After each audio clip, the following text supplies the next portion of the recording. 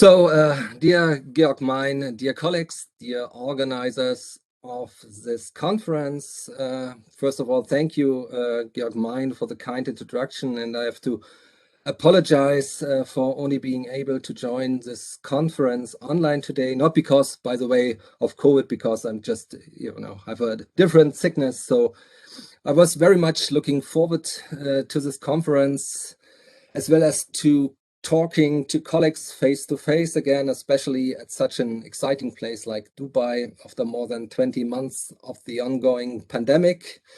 You can hardly imagine how disappointed I am. Nevertheless, I would like to thank you for the invitation to this important event, and I hope that my following remarks can be stimulating for our discussions, even if I will not be able to take part in them for very long, at least not today. Let me start today with two quotes. Andrew Ng's famous statement, AI is the new electricity, and Sundar Pichai's assessment that AI is more profound than even fire. It is obvious that the omnipresent discourse of an AI revolution, which operates with such superlatives, is quite a provocation, especially in the field of humanities, which typically distrust the rhetoric of the revolutionary, and of course, often for good reasons. But the following remarks are not intended to once again demystify AI or to once again dismantle the very term or explaining the differences between AI, machine learning, and artificial neural networks.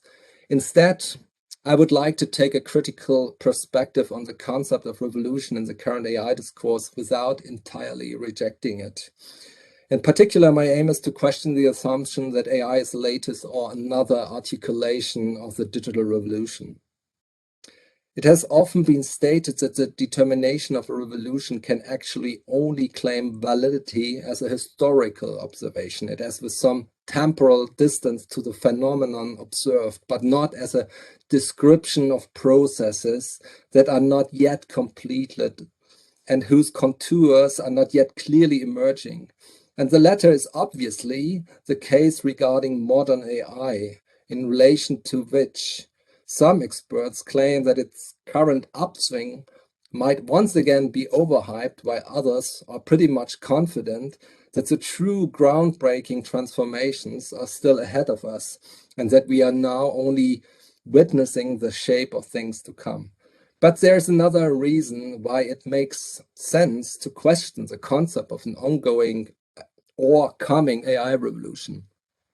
As I have described in many contexts over the last years, the foundations of modern AI based on artificial neural networks have already been established in the 1940s and 1950s. In 1951, Marvin Minsky and his colleague Dean Edmonds were building the very first neural computer called SNARC, Stochastic Neural Analog Reinforcement Computer, using 3,000 vacuum tubes to simulate a network of 40 neurons. However, the abilities of the system back then were quite limited. A simulated rat had to find its way out of the labyrinth. A more complex ANN with the capability to learn was then developed at the end of the 1950s by Frank Rosenblatt at MIT, in form of the famous Perceptron Model, which was also implemented as a hardware system under the name of the Mark I Perceptron. Often, Rosenblatt and Minsky are regarded as the early pioneers of deep learning and AI, but as I have shown in my work, it was in fact Alan Turing who already in 1948 wrote a report called Intelligent Machinery and developed a concept to build a computer consisting of trainable network of neuron-like elements. Back then, Turing's writing was dismissed as a schoolboy essay, and it was not before 1969 when Turing's report got widely published. This is also the reason why the essay did not influence the early connectionism, but this does not affect the historical relevance of Turing's publication. Hence, given the long history of ANN, it seems accurate to describe the latest developments in AI as evolutionary rather than revolutionary processes. Insofar as ANN do not represent a new discovery that as such turns the epistemic order of normal science upside down, it also makes no sense to speak of a paradigm shift in the sense of Kuhn. The latter would also be a wrong diagnosis because behind the current upswing of ANN, we do not observe the establishment of a new worldview, as Kuhn once put it with regard to Einstein's special theory of relativity, for example. Instead, what has happened with ANN is simply that an already existing technology has become functionable because of changed infrastructural conditions under which they operate. What we are dealing with in the case of ANN is the fact that a class of approaches, which since around 2006 has been described as deep learning, now happen to be functional in relation to various fields of application due to changed conditions of its use, although for a long time, many experts in the field of computer science, famous people like Marvin Minsky, believed ANN to be a dead end of AI. So let's again recall how this happened. Since around 2009, people made progress with ANNs in the field of natural language processing and speech recognition. But a really game-changing year, in my opinion, was 2012.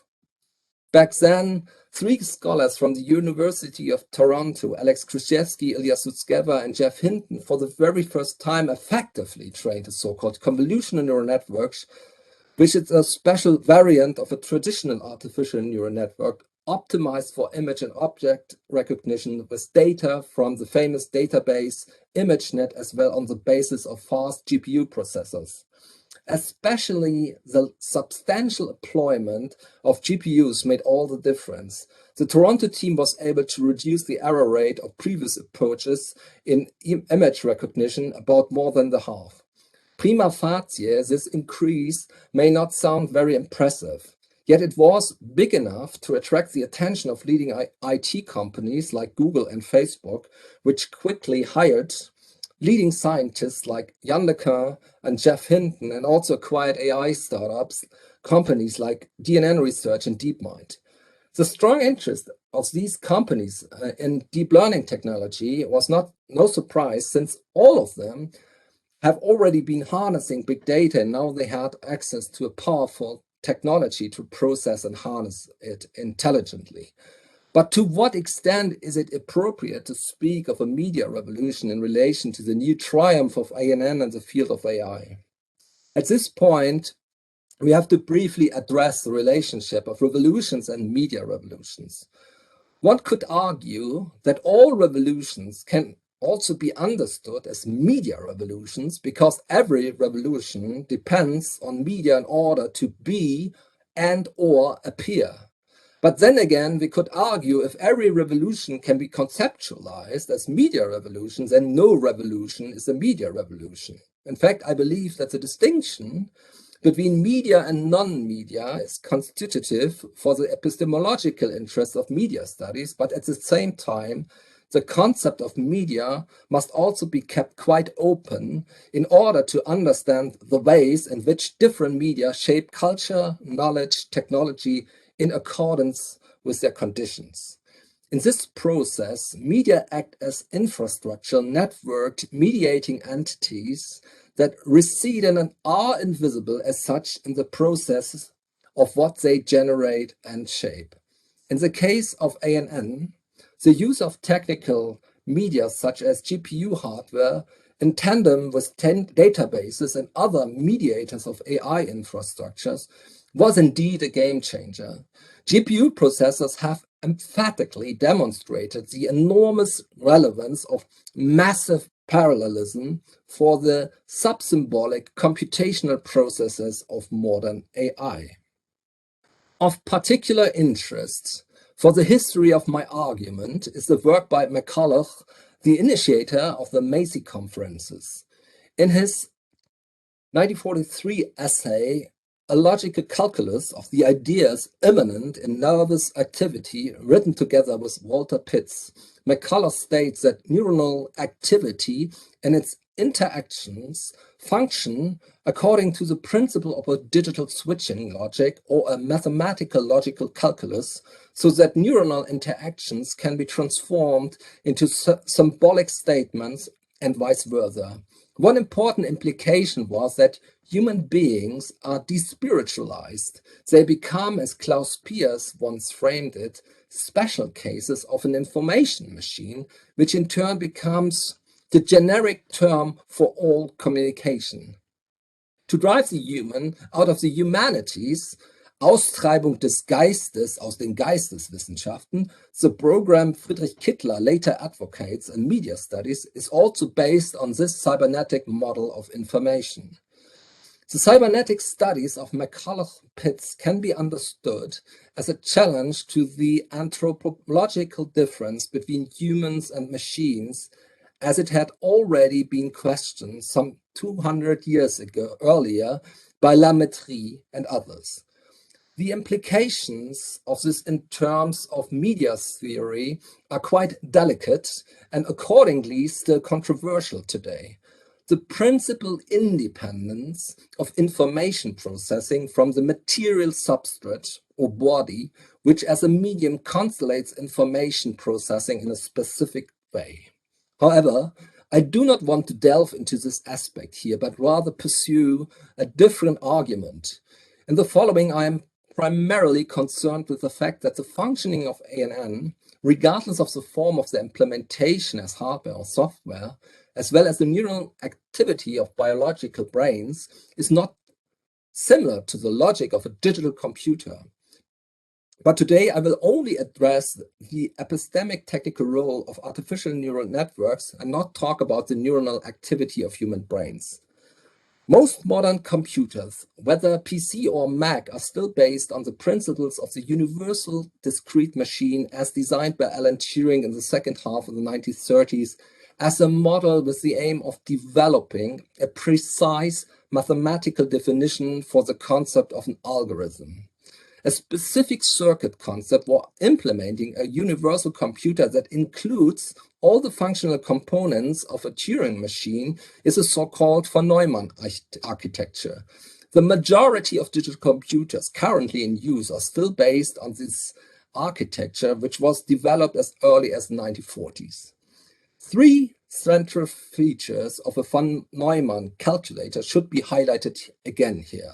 First, all data is processed in digital form according to the binary representation system. Secondly, data, programs, and the results of a calculation are stored in the same memory unit. Third, data and program instructions are processed in a serial or sequential form, whereby the sequential order can be, of course, cancelled by jump instructions. However, neuronal networks, whether artificial or natural, represent a counter model to the way digital computers function according to the serially organized von Neumann architecture in at least two respects. First, since a single artificial neuron is usually either active or not, in this respect, it usually functions according to binary logic, such as the switching states of a digital computer. The weighting of the activity between the neurons, as the strength of their connections, is however mostly represented by floating point numbers, positive and negative, in neural networks. And this representation is so finely structured that the corresponding values can be understood as quasi-analog. Hence, as media of information transmission, ANN do not operate using binary units such as 0 and 1, but in an almost analog form, even if the analog values are still, of course, based on a digital substrate. Second, it must be emphasized that the masses of interconnected neurons activated by an input fire together simultaneously or in parallel, thus ultimately forming a complex emergent system that abolishes the discreteness of the element it consists of, which are the layers of neurons and the connections. This extreme or massive parallelism of information processing can indeed count as the essential characteristic of ANNs, distinguishing it from the von Neumann architecture of classical digital computers. Due to the described properties, an ANN is therefore a blurred system with probabilistic results whose operations can be described rather as analog than digital. Whether ANN is primarily implemented as software, as it is at present often the case, or increasingly as hardware, as it may so be in the future, is irrelevant for its characterization as a post-digital or quasi-analog information technology. Whatever future processor technologies modeled on neural networks will look like concretely, they share the basic characteristics that already position ANN as a software medium. Anyone who simply understands the current developments of ANN as the latest chapter of the digital revolution or the digitalization of culture is in fact using, I think, the wrong category, at least in part. At the end of the 1980s, Friedrich Kittler wrote, and I quote him, and it's my translation, "Today's artificial intelligences ran faster, more parallel, but not fundamentally different from those who follow the principle of the universal discrete machine. With it, the media system is closed. Storage and transmission media both merge into a principal circuit that can simulate all other information machines simply because it stores, transmits, and calculates in each individual program loop." Kittler's argumentation is basically correct, but only theoretically. The serially operating machines with their digital operations are ultimately much too slow in applications to do justice to the timescales of human demands. All intelligent systems, including those based on ANN, may ultimately be comprehensible as algorithms and thus Turing computable. But how decisive is this aspect when corresponding computational processes of complex thinking and learning tasks based on classical computer systems take decades or centuries? So to summarize my argument, as I try to show, do we have all reason to question the undifferentiated use of the concept of a revolution with regard to the current form of ANN-based AI technology? Instead, we should think of the latest developments of ANN more specifically as a media revolution. How profound this revolution actually is remains to be seen. But at least we should not think of modern AI as another chapter of a digital revolution, or if we do, it could well be its last chapter. Thank you very much.